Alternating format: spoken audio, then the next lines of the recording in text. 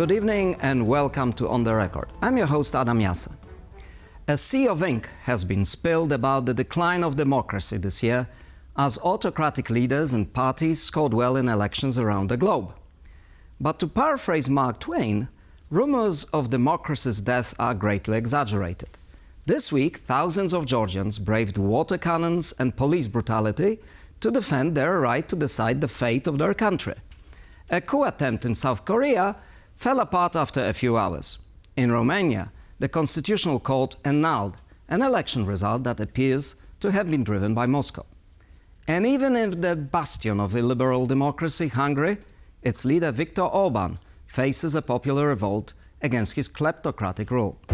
The quality of democratic governance is slipping across the world. According to Freedom House, 2023 marks the 18th consecutive year of global democratic decline, with nearly 60 countries suffering a net decrease in freedoms. Autocratic leaders consolidate power by subverting independent institutions, dismantling accountability mechanisms, and using law enforcement to intimidate and demonize opposition.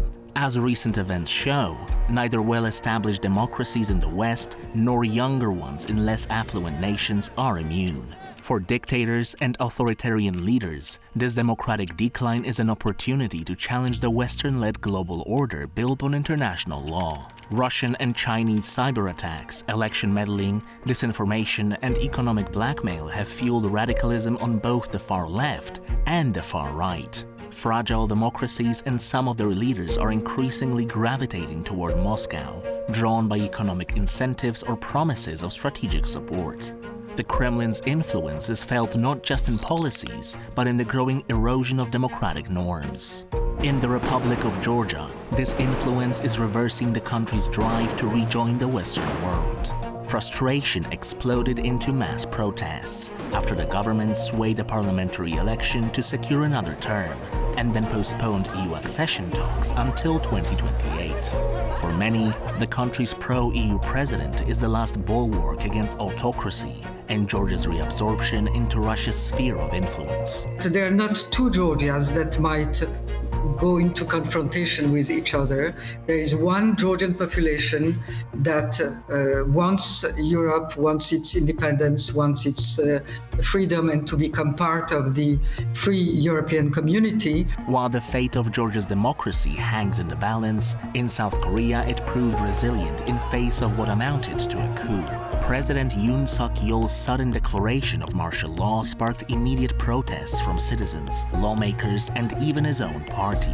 The backlash was so strong that he was forced to call the martial law off and now faces imminent impeachment. You can see that the Korean society has proven its robustness because the reaction was very immediate. Democracy in Romania was plunged into a constitutional crisis after Călin Georgescu, an ultranationalist with pro-Russian sentiments, surprisingly won the first round of presidential elections. On Friday, the country's constitutional court invalidated the results amid accusations that his campaign was financed and manipulated from abroad. To discuss the state of democracy in Europe and the world, I'm joined today by two distinguished scholars, Professor Jaques Rupnik from the Paris-based Sciences Po Academy and Professor Anna Wojciuk from the University of Warsaw here in our studio. Welcome to both of you. Thank you for having me. Good morning. It's evening here in Warsaw, but Professor, if I may, it may be morning in Romania given the events there, and this is what I would like to ask you first about. We've seen a dramatic development there. The Constitutional Court has just annulled the outcome of the first round of the presidential elections, and implying that he was a Russian candidate, financed by Russia, and whose finances and campaign were driven by Russian influence. What is your opinion about this? Is this a show of resilience by democracy, or on the contrary, is it a subversion of democracy? Well, very good question, because my first reaction when I heard this news, was My God, this comes very late. This comes two weeks after the election and just on the eve of the second round. So it immediately, even on the part of those who are not particularly pleased with Călin Georgescu's showing in the first round, this was pretty surprising and cast some doubts. And then the second reaction is, well, they better have some ironclad evidence for annulling a first round of an election. The fact that on the website you have interference, you have manipulation, so-called hybrid influence, all this goes on. Yes, in our democracies, it goes around the world. It was true in all sorts of elections. I remember when Hillary Clinton election in 2016. And it's also a question of overall, probably, it's also a question of the overall reputation and credibility of a system. And in Romania, perhaps its reputation isn't always great. So that can just reinforce this feeling, right? Indeed, it will raise the suspicion that the Constitutional Court is being used by the security services, because the news about this new evidence that they have came apparently from intelligence services. So it will undoubtedly, it will raise suspicion and, conspiracy theories, etc., which is precisely on what the populist movements challenging liberal democracy thrive. Right, so, but on the other hand, Professor, if I may interrupt you and turn to Professor Wojciuk now. On the other hand, we very often hear that democracies are powerless, they're not countering subversion by external forces or misinformation, disinformation. So maybe in the end, it is a sign of democratic resilience that actually a country is taking active measures against this and prevents something like in Georgia. As Professor Rupnik said, I also happen to believe that provided strong evidence will be presented for that case, and then the process is run very transparently, and the institutions really care for legitimacy of the final outcome, then I believe it can become a sign of resilience of democracy, because indeed, if there was substantive Russian interference in this election, which distracted the results of the elections, I think democracies should be able to defend against that. But as Professor Rupnik rightly said, the problem is with credibility. Mm-hmm. Yes, with credibility, and that's true that populists, and especially in the Romanian case, this anti-systemic parties which claim that post-communist secret service happened to run the country, that there is no real change, it can very easily feed these kinds of narratives. What I'm puzzled about is, of course, the fragility of the entire system. Because, Professor Rupnik, I don't know what you thought, but I thought when these events in South Korea happened, I thought, oh my God, even there things like that are possible. What was your reaction? Well, in the Korean case, I was, surprised like everybody else. And also, it makes you think that democratic development is not linear. Korea didn't have a democratic tradition. Its democratic developments are fairly recent. Let's say it gradually developed, somewhat parallel to its economic boom. So it developed over the last maybe 3 decades or so. It was gradual. And now that we thought that democracy was really established, we see a president attempting a coup. So that's the main lesson. Democracy is never to be taken for granted. Setbacks can happen, but also the Korean case suggests that democracies are resilient. You can cope with it, you can respond to it, and they seem to be handling it very effectively, and they have popular support. People went immediately to the streets, but mainly the institutions have worked and kept the president in check. Well, I'm glad you mentioned this aspect, because institutions and the rule of law. You know, people don't like using the term because they think it's woolly, the rule of law. But at the end of the day, it's about the norms and the rules of the game. So it's not so much about left and right, but it's about whether you stick to the rules. So do we have the erosion of rules globally, or is it incidental, or is it, or does it depend, as Professor Rupnik just said, on the sort of track record? So there is it plays a role. How long a country has been a democracy, how many democratic alternations of power happened in a given country. And it's a strong predictor of resilience of democracy. And from that point of view, South Korea is not a very strongly consolidated democracy. And Poland also, our history of democracy is not that long. So it's a scale. So it's a scale, yes. And the longer you practice this democratic alternation of power, the more likely you are to stay a democracy. There is a lot of research showing that. However, I think that what is new currently is that we see the rise of authoritarian right, that we see traditional mainstream right-wing parties in decline everywhere, and they are being replaced by radical right, which is radical autocratic. Left. But radical if you look left, at Germany or even France, the center is shrinking, but the far left and far right are expanding. That's true, but it's the far right which is clearly authoritarian in our times, and I believe it's aiming at really abolishing democracy. So you think Sarah Wagenknecht in Germany, she is a true Democrat who is really fond of the institutions and all of that? Well, so I would call her a populist, but I believe that what is driving this new phenomenon is the contestation on democracy on the basis of rebellion against human rights, which we saw progressing in last decades. Women's rights, minorities' rights, and it is producing a lot of losers in the process. Because of course, if you have large groups of people, for example, being eligible for certain jobs, clearly other people have more limited chances of getting this job. And this is producing a lot of resentment on the cultural basis. But this is happening everywhere. I understand. But let me turn to Professor Rupnik now.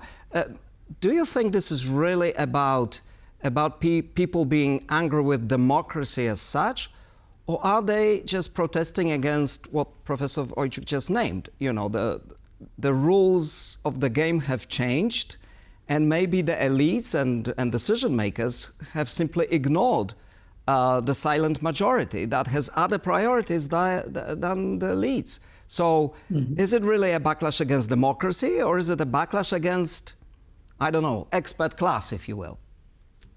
Well, unfortunately, the latter is turning into the former, affects the former. There is no single cause that explains all this. And we should, when we talk about the rise of authoritarian populist regimes or movements, there is a variety of them. So one should always qualify they're not all of the same brand.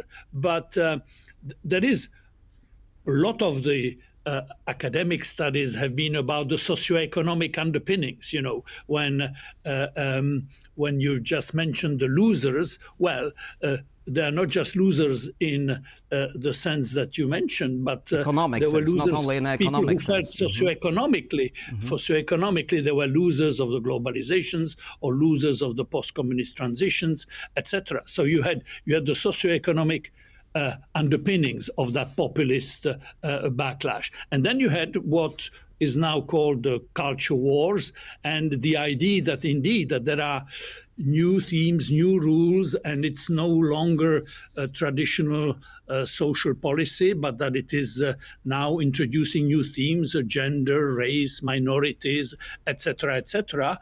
And that creates that sort of amplifies the divide within society. So we have divided societies, polarized societies, and you have political entrepreneurs. I mean, some of these populist leaders are political entrepreneurs of great skill. I mean, the most skillful is Donald Trump, of course. And Elon Musk. And Elon Musk. But you have a whole range of them. In the Czech case, you had Mr. Babiš, who was an entrepreneur. He bought some media and became a political entrepreneur, just like Berlusconi in the old days. In Romania, we discover Mr. Călin Georgescu. Well, we did not know him before, and clearly, I'm leaving aside our previous discussion about manipulation, but clearly, he has tapped something very strong, which is nationalism. Nationalism is very strong in a number of the countries. But a lot of people have a problem with this as well, with this nationalism issue, because, for some people, nationalism is patriotism. And again, as always, the distinction between patriotism and nationalism sometimes is a bit blurred. And we saw that in the United States, where the Democratic Party, in the run-up to the election, adopted a lot of patriotic narratives, if you will. But in the end, some of the issues that we mentioned earlier, this sense of exclusion, of maybe the woke culture having gone far enough and sort of not becoming reasonable anymore, that seemed to have played a huge role. Yeah, well, sometimes you have one or two issues that dominate everything else. In America, it was both the economy, inflation, and immigration. Donald Trump decided to make immigration a major issue. When you talk about, and this, we see that in a number of European countries, and this is no longer just Viktor Orbán or building his fence or something like that. We see that across the board throughout Europe. So what is interesting when you say nationalists or patriots, well, interestingly, Viktor Orbán has labeled his attempt to unify all the European nationalists under the heading patriots. So he wants in the European Parliament all the parties that are very much like the Fidesz in Hungary. And what unites them is sovereignism. Right. Absolute emphasis on sovereignty. And they like to compare, of course, they are strongly Eurosceptic, they attack the European Union as being some kind of new version of the Soviet Union. Right. Let me now turn to Professor Wojciuk, because this is an interesting angle, because we've seen in Poland and now in Hungary as well, that there are limits to that kind of nationalism and propaganda, if you will. Viktor Orbán is now struggling in opinion polls. So he's posing as Donald Trump's best friend in Europe. He's making a lot of waves of sort of international media. But on the ground in Hungary, he's 20 percentage points behind his opponent. And we saw in Poland also that, Law and Justice had everything. They had a booming economy. They used this patriotic language. They dominated the narratives and all of that. And suddenly, a year ago, they lost power. So is there a limit to this populism, as you call it, and sooner or later a reckoning comes to these autocratic tendencies? Well, so in particular cases, of course, you can see fatigue with every government, including populist governments. And in case of Hungary, we will see if the opposition will win next elections and what will happen to the opposition, because this is not a normal, these are not normal circumstances in which they operate. So it's possible that the opposition will suddenly get divided, that Secret Service plays them against each other. Yeah, but so for the time being, we know that he's 20% behind. Yes, which is a big but the thing gap. is that if you look at election cycles, incumbent do badly in the middle of the cycle. Well, but for Mr. Orbán, this is not the middle of the cycle. He's been around for 14 years. No, but election cycle is from one election to the other election. In this sense. And always, this is something we see in political science, that in the middle of the cycle, incumbent is lower. I understand you, but at the end of the day, do you, as a scientist, as a political scientist, do you believe that autocracies eventually run out of steam because basically they cannot deliver on the promises? I believe they are very dangerous, and I believe we are in a point of history where we don't know yet how it will play out. Because you saw in the United States, Trump lost, he's back. You see in Brazil, Bolsonaro lost. Now Bolsonaristas are as strong as they were. You see in Poland, a lot of liberals believe that we have good public media which expose the truth about law and justice, their support will decrease to 25%, and you see it very high. And with Confederacja, it's half of the society. So I do not think we are in a situation where democracy is safe, because those forces are autocratic, and you see that all over the world. So maybe those cordoning coalitions stop them in the countries, but it's not that their support is melting down. And I think this is where we should look, that more and more countries are unstable. They don't have stable majorities. No, I understand that. But on the other hand, you could argue that the fact that Donald Trump, and maybe I'll turn to Professor Rupnik now, the fact that Donald Trump was able to return to power is in a sense a feat of democracy, because the voters knew exactly what they were getting. If they experimented in his first term, they chose him fully consciously the second term. So at the end of the day, you could argue this is democracy at work. Indeed, yes. I would say this is, it's not the merit necessarily of Donald Trump, but it shows that the institutions allow alternation in power, and that's the most important. You may not like this or that policy of the new president, or at least some of his nomination he has just announced, but that's beside the point. The main point is the capacity of institutions to integrate and to absorb. And that, I think, is the main point about what we are discussing.